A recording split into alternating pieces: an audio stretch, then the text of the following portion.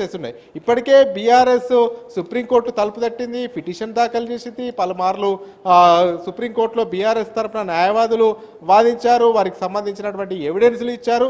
ఇవన్నీ కూడా ముఖ్యంగా 10 మంది పార్టీ మారిన ఫిరాయింపుదారులు ఉంటాయి. ఈ ఇద్దరి పైన మాత్రము అందరి గురి ఉంది. ఎందుకంటే ఈ ఇద్దరికి సంబంధించి బీఆర్ఎస్ నుంచి ఎమ్మెల్యే గెలిచారు, సికింద్రాబాద్ పార్లమెంటు కాంటెస్ట్ చేసి కాంగ్రెస్ పార్టీ నుంచి కాంటెస్ట్ చేశారు. ఇదంతా కూడా దానం నాగేందర్కి ఇబ్బంది అయ్యే పరిస్థితి.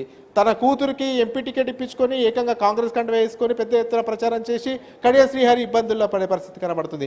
ఈ యొక్క నేపథ్యంలో ఈ ఇద్దరి నేతలకైతే ఖచ్చితంగా సంకట స్థితి ఉందనేది కూడా రాజకీయ వర్గాల్లో పెద్ద ఎత్తున చర్చ జరుగుతుంది. అయితే సుప్రీంకోర్టు ఏ రకంగా ముందుకెళ్తుంది, ఏ రకంగా తీర్పిస్తుంది అనేది కూడా చూడాలి. ఎందుకంటే 10 మందికి సంబంధించినటువంటి అనర్హత పిటిషన్కు సుప్రీంకోర్టులో బీఆర్ఎస్ పిటిషన్ దాఖలు చేసింది, వాదోపవాదనలు వింటుంది. రేపటికి సుప్రీంకోర్టులో ఈ యొక్క కేసు వాదన ఉంది. అయితే ఈ దరిమిలలో 10 మంది ఎమ్మెల్యేలకు ఇబ్బంది అవుతుందా, లేకపోతే ఈ ఇద్దరిని స్పెషల్గా తీసుకొని ఇద్దరిపైన ఏమైనా అనర్హత వేటు వేసే అవకాశాలు కనబడుతున్నాయా, దీనికి శాసనసభకు సంబంధించిన స్పీకర్ ఏ రకంగా స్పందిస్తారు, ఇవన్నీ కూడా ఒక పెద్ద క్వశ్చన్ మార్క్ కనబడుతుంది. ఇప్పటికే సుప్రీంకోర్టు ఆదేశాల మేరకే అసెంబ్లీ సెక్రటరీ మీరు వివరణ ఇవ్వాలి, ఎందుకు పార్టీ మారారో అనే అంశంపైన వివరణ ఇవ్వాలనేది కూడా పార్టీ ఫిరాయింపు చేసినటువంటి ఎమ్మెల్యేలకు లేఖలు పంపించారు. ఈ యొక్క నేపథ్యంలో ఇదంతా కూడా ఒక రకమైనటువంటి ఆసక్తిని అయితే రేపుతుంది.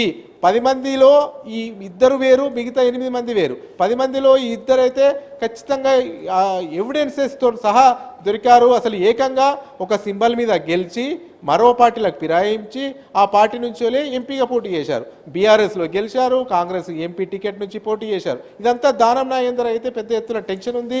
దేశంలో కూడా ఈ అంశం చర్చ జరుగుతుంది. ఎందుకంటే కాంగ్రెస్ బీఆర్ఎస్ శాసనసభ్యుడిగా ఉండి కాంగ్రెస్ ఎంపీ పోటీ చేసి ఎంపీ సీటు మీద పోటీ చేసి ఓటమి పాలయ్యారు. అయితే ఇదంతా పెద్ద చర్చ జరుగుతుంది. ఈ యొక్క నేపథ్యంలో ఇప్పటికే జాతీయ స్థాయిలో రాహుల్ గాంధీ ఫిరాయింపులకు వ్యతిరేకంగా పోరాటం చేస్తున్నారు. ఇక్కడేమో ఫిరాయింపులు జరుగుతున్నాయి జోరుగా. ఇదంతా కూడా రాజకీయ వర్గాల్లో ఒక ఇంట్రెస్టింగ్ అయిన టాపిక్గా చెప్పుకోవచ్చు.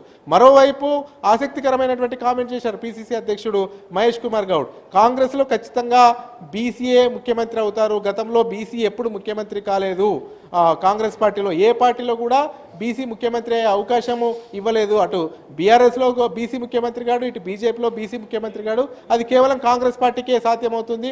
ఉమ్మడి రాష్ట్రంలో ఎప్పుడు కూడా కాంగ్రెస్ అధికారంలో ఉన్న బీసీ ముఖ్యమంత్రి కాకుండా కానీ ఈసారి అయితే బీసీ ముఖ్యమంత్రి రానున్న రోజుల్లో అవుతారు. కానీ 5 సంవత్సరాలు మాత్రము ఇప్పుడున్నటువంటి పరిస్థితుల్లో రేవంత్ రెడ్డి ముఖ్యమంత్రిగా ఉంటారనేది కూడా కామెంట్ చేశారు. Right Rajireddy, thank you.